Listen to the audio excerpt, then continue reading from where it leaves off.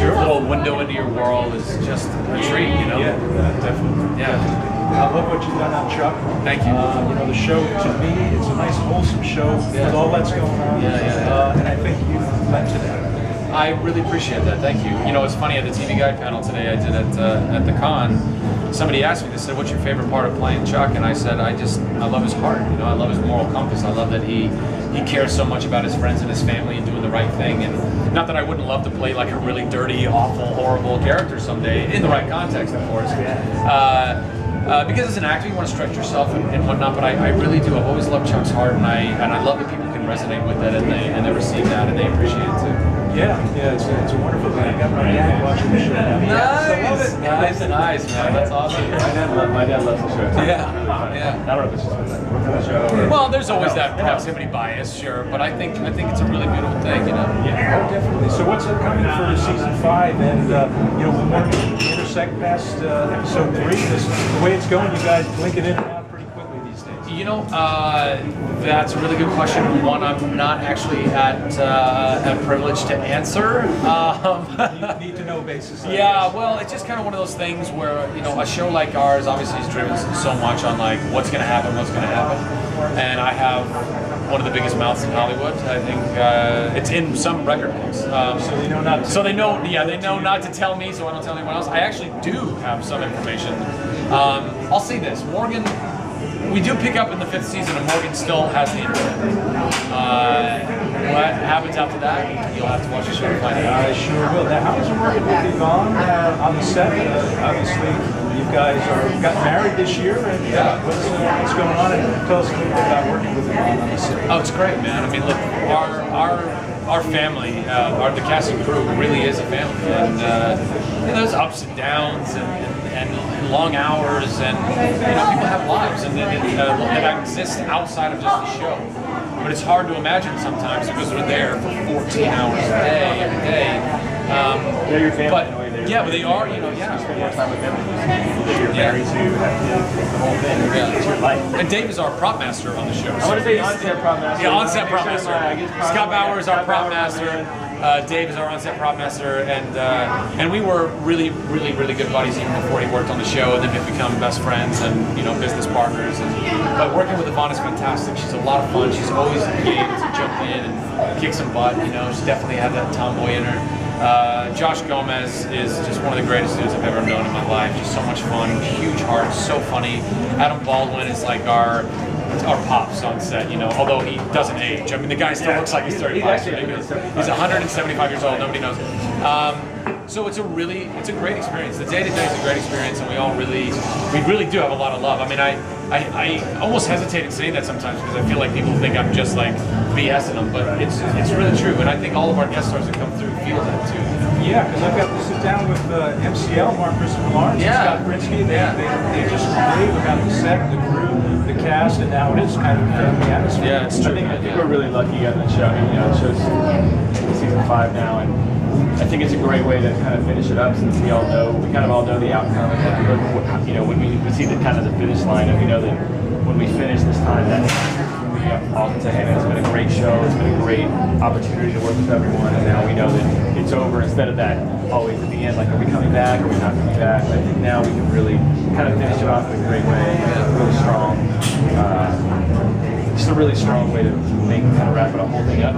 Yeah. Not only the show, but just you know, our relationship. And everyone. I mean, yeah, we finish every season we finish it. It's always been this weird, like, are we coming back? Are we not? You never know if you're supposed to say goodbye to anybody, and you're always kicking yourself if you didn't say goodbye and you never get the chance to. So when you know you're coming to an end, you get that closure. You really get to embrace everyone and say, I love you, and it's been an honor and a pleasure working with you for 5 years. You know, and really for the fans too. I think it's almost even more important that we get the chance to wrap things up for them.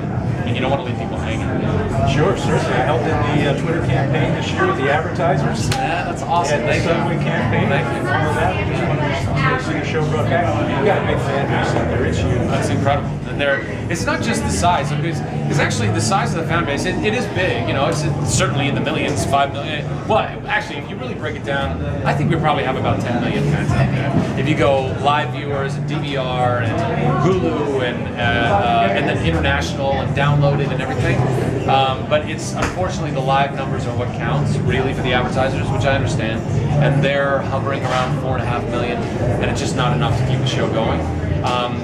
But I really want to change the model that goes on right now, because I think 4.5 million people, if they're dedicated to something, and you can give them a business model that actually works, 4.5 million people should be able to keep a show alive. You should be able to make that work, I think, you know. And I think as more and more things go online and content goes online, we'll be able to see new models that will allow for that. Yeah, certainly. We'll do all we can to help it go past the season 5 if at all possible. Cheers. You know, can you tell us a little bit about the Nerd Machine and what you're doing here tonight and what's going on with Nerd HQ? Well, the Nerd Machine was a company that Dave and I started actually just about a year ago today. You know, we launched at Comic-Con last year. It was kind of a soft launch, really. We had one T-shirt, the Nerd shirt, and we were really proud of it. We wanted to get it out there. And we did, and then we had a really great response. We had the first annual nerd party, and we had a great time. A lot of people came out.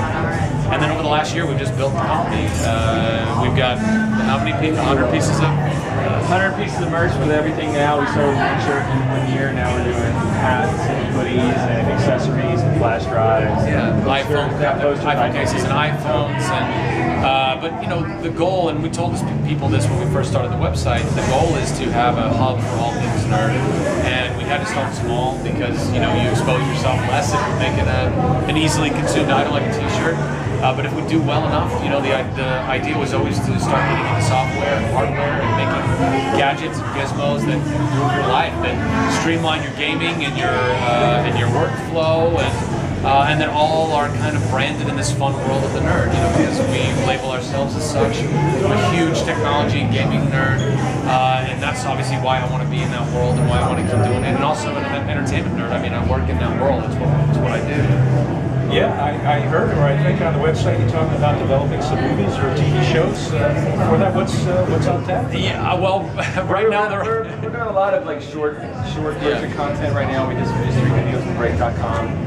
They're currently running there with Nathan Philly and Kaylee Coco and Zach, who directed all 3. He was in one, and Fred Adamson was in the other. So those are doing really well, and it's kind of showing that these guys we can make some cool content for the web, and hopefully that'll turn it. It's going to translate into series and features and things like that. And that's where we want to go. The vision is much bigger, you know. But again, we never want to get too big for our britches. We want to just always be able to maintain the company and you know, and because I want to go with the flow of the people. If the people are saying, look, we're not really into it, then it's like, okay, cool, we tried, that was that. But as long as people are saying, no, we're with it, we're with the vision, and we want more, then we're going to keep bringing them more. And, you know, as long as we can afford it, and as long as people are with us, you know. And look, like the Nerd HQ, we wouldn't be able to do this on our own. We brought in Break.com as one of our first sponsor, our first money in. It was just a giant blessing for us. Obviously, Xbox, huge Microsoft at large, and Gunner Optics, and Ubisoft, and yeah. Toshiba, to Best Buy, 30 minutes or less, the movie 30 minutes or less. So, you know, and we're obviously spending a lot of our own money